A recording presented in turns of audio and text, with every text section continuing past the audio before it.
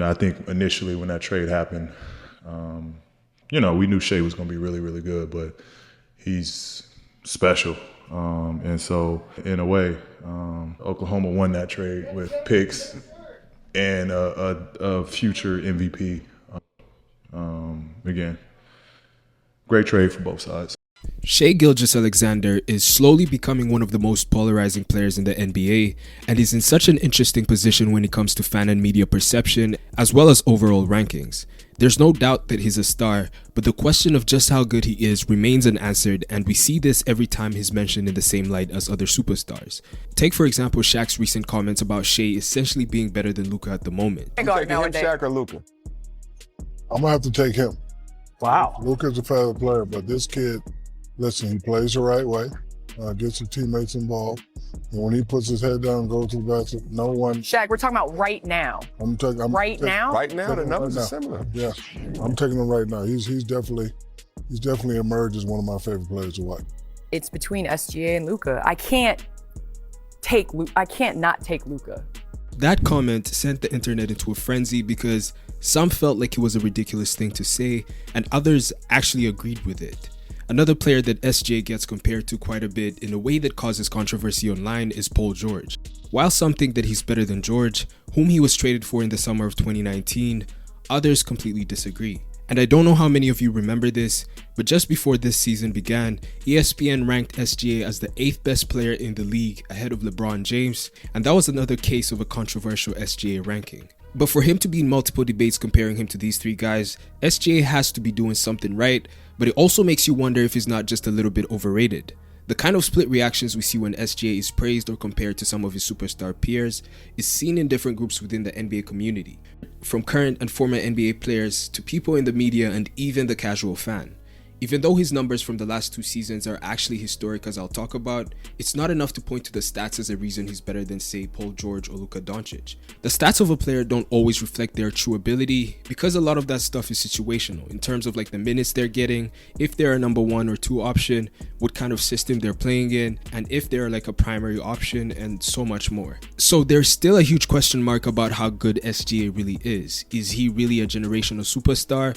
Or is he another case of an empty stats guy? And if you look at it closely, you'll find that in many ways, the position that SGA is in right now is very similar to what Jokic was going through like 2 seasons ago. But before I dive into it, be sure to like this video if you enjoy it and consider subscribing to the channel. Let's see if we can get 300 likes on this one. Now let's get into it. Sure. Where do you rank yourself currently in the league right now? Do you feel like you're one of the best players? Yeah, for sure. Definitely Jokic is first though. Yeah. You think Jokic is the best player in the NBA? I gotta give Jokic his flowers. I think we've reached a point where a large majority of NBA fans agreed that Jokic is a top 2 player in the league. Many fans and a lot of his peers actually believe that he is in fact the best player in the NBA, but the craziest part about this rise to the top is that he's been dominating pretty much the same way since the 2020-21 season, but he was only truly acknowledged, at least by the average NBA fan, after the 2023 championship. And that run took monstrous performances from Jokic to dominate and defeat 2 leading Western Conference contenders that many generally thought would end up in the finals. Before winning that championship, Jokic was not just the most underappreciated superstar in the NBA, but the most disrespected one as well. Jokic had won 2 league MVPs, had led the league in triple doubles for 2 seasons, led the league in win shares, and other different advanced statistical categories, yet he was so brushed off by different casual fans, former NBA players, and NBA media pundits. Can we agree, and I know Nuggets fans are going to get mad at me, if Nikola Jokic wins the MVP, he's the worst player to win the MVP since Dave Cowens. No. It'll be 50 years. No? Okay, so Nikola Jokic is better than who? He's a great player. He is a legitimately great player. Why are you dissing Jokic? And you talk about Chris Paul's value tell me to who the he's Suns. better than. The public distaste for Jokic was at its highest after he won his 2nd MVP. That's when we heard comments like this one from Steven Jackson. Hey, what up, world? Hey, some kind of way we got to get a hold of this voting shit, man. Jokic is great, better than I ever was. I ain't taking nothing from him, dog, but he is not a back-to-back MVP, just like Steve Nash wasn't a back-to-back MVP. And these are just facts, man.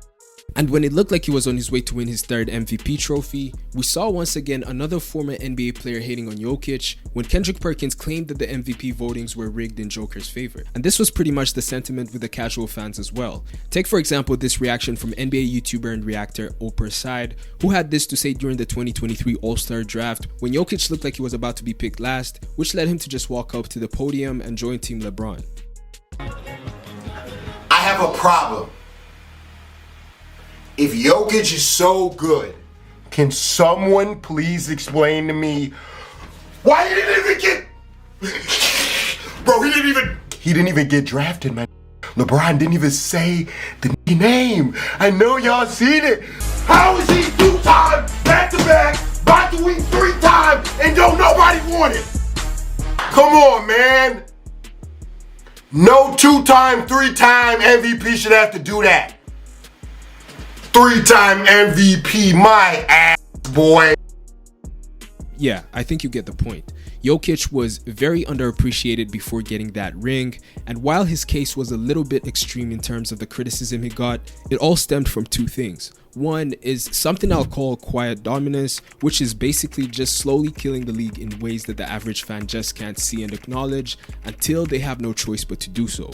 And 2, Jokic was criticized because of comparison.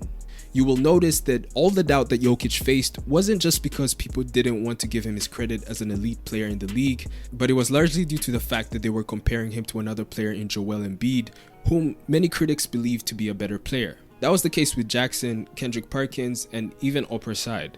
And in hindsight, this is crazy because not too long ago, after their matchup this season, Joel Embiid himself called Jokic the best player in the world. And that's what winning a championship can do to NBA debates.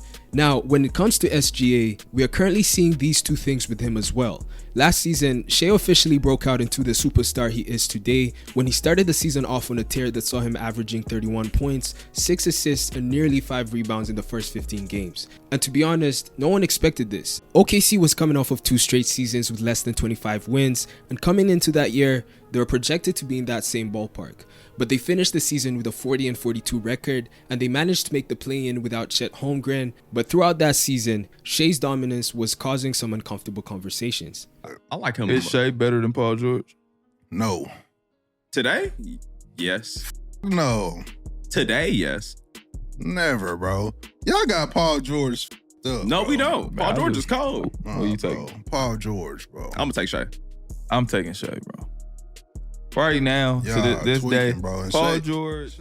The Paul George and SGA comparisons were bound to be made regardless of how the trade was going to pan out, but when Shai hit his stride as a real number 1 option and a potential superstar, it took them to a different level. Around the 15-game mark last season, ESPN's Tim McMahon gave fans a hot take when he said that SGA is already a better player than Paul George. This caused a split reaction among fans because while many of them agreed with McMahon, even saying that it was an obvious statement, others were quick to call that take outlandish and just straight up foolish. That breakout season for Shai is really something to be studied because he was dominating in a historic fashion. His 31 point and 5 assist average, paired with a 1 block and 1 steal per game average, was a feat that had only been achieved by 3 other players: Michael Jordan, LeBron James, and Dwayne Wade. He was doing this, yet many people were so reluctant to call him a superstar or even just lend an ear to the Paul George comparisons. And a lot of this had to do with the fact that just the season before, Shai was viewed as a player of the same caliber as someone like Mikal Bridges. But what should also be considered in SGA's rise is that OKC only played 4 nationally televised games that season. And that's why we began to see many NBA players and much of the media referring to him as the most underrated player in the league at the time. But even though his dominance was under the radar, it was hard to see how he could be left off of the All-Star team with those numbers, and he wasn't. But one list that many weren't sure if he was going to land on, even though he was deserving, was the first team All-NBA. Jeff Van Gundy made the point last night that he believes that SGA should be first team All-NBA. First team. I wouldn't fight you. It might be him and Luka. Okay. But although some people might be tending lean towards Steph. You could do that. But if you're first team All-NBA, that qualifies you as a superstar to me. Yeah. Because there are a whole lot of stars out there, and that would make you super duper star. Yeah. Are you ready for first team? Yes. First team All-NBA. Guards, Luka Doncic of the Dallas Mavericks, Shai Gilgeous-Alexander of Oh, Oklahoma yes, I'm happy City. for him. Well deserved. The forwards, Giannis Antetokounmpo of Milwaukee. By being selected in the first team, Shai was essentially stamped as a top 2 guard in the league that season by league voters. And that was another point of controversy because following the announcement of the first team, even fellow NBA player Donovan Mitchell expressed how much he felt like he was more deserving of the spot when he put out this subliminal tweet. FOH, for those who don't know, means F out of here. But when you think about it, it kind of makes sense that many would be doubtful of Shai because in just one season, SGA went from having no All-Star appearances to being first team over players like Curry, De'Aaron Fox, and Donovan Mitchell. And he was also being picked over Paul George in fan debates. Him taking that next step and becoming a superstar happened so unexpectedly that it caught so many people off guard. And going back to my initial comparison, it was the same thing for Jokic around 2019 and 2020. Before the MVPs, Jokic was known as a really good big who was young and already on a great team, so when he took that step and became an MVP caliber player, in the eyes of the casual fan, it felt like the media was just dragging it. Similarly, SGA was seen as a good borderline all-star, but the moment he started to make noise with the big boys as an elite star, many people just weren't ready to receive it like that. And some people also believe that in order to be called a quote-unquote superstar, you have to maintain a level of dominance for at least a few years and not just one season. But now, 2 seasons into this SGA era, we're forced to have this conversation about him because he has sustained that type of performance and he's putting up another 35-5 season this year. On top of that, OKC has been making noise all season, hovering among the top 3 spots in the West, and they've been doing it in a seemingly dominant fashion. In December, the Thunder defeated the Nuggets, the Clippers, the Timberwolves, and then in their first game of 2024, they also beat the Celtics. In all but one of those matchups, Shai put up at least 30 points, dominating against the defending champs and 2 of the top 5 defenses in the league. Now, wins ultimately come from a team effort, and OKC is obviously killing it as a group, but SGA is also currently leading the league in win shares, which suggests that the season that the Thunder are having is largely due to what he's doing. And fun fact, Jokic was actually the leader in win shares in the previous 2 seasons. And as we've seen at times, like in those 2 marquee matchups between OKC and the 2 LA teams, when it really counts, the team only goes as far as Shai takes them. And this is why he's found himself in MVP conversations. As of the making of this video, SGA is at number 3 on the Basketball Reference MVP tracker, which is solely based on analytics. But the fact that he's ahead of players like Luka and Giannis has not landed very well with many NBA fans, particularly the Luka comparison. And Shai is number 3 in MVP votes, ahead of Luka. I hate to come in here and sound like a hater, because I'm really not a Shai hater. I'm not. Like, I respect Shai's game. That ain't never been better than Luka day in his life, matter of fact. The comparisons between Shai and Luka have actually been brewing since the summer, because after Canada beat Slovenia in the FIBA World Cup, many started to hear comments like this. And then I think we would be remiss if we didn't talk about Shai Gilgeous-Alexander. Bottom line, Shai was better than Luka in this game. Frankly, this was a big opportunity for Shai to make a statement on this stage. He delivered over 30 points, got the line. We also saw the clip of Shaq making the claim that he'd take Shai over Luka, and all the responses just show how the NBA community just doesn't know where to rank Shai among the top guards. From the reaction that Shaq got from his own co-hosts, to the one from people on the internet, it's clear that even though we can all agree that SGA is a unique talent, much of the NBA world is just not sold on him being a top 3 guard in the league, or just one who's better than Luka. Again, it's pretty similar to what we saw just 2 seasons ago with Jokic when people weren't ready to put him over Embiid, and when many were just calling him a stat padder. And it's no surprise that all this coverage of SGA and OKC's emergence has made them a target in the league. We saw this with Paul George, who gave it to them in a recent matchup in LA, putting the game to sleep after a 38-point performance. And just to end off this video, I'll add another reason why people are hesitant to give Shai that top 5 rank. And that's the fact that SGA's game just isn't that entertaining to the casual basketball fan. His game is mostly in the mid-range, and he's not known as a 3-point shooter or a player who plays above the rim, and that makes him easily overlooked by fans who just focus on the flashy stuff.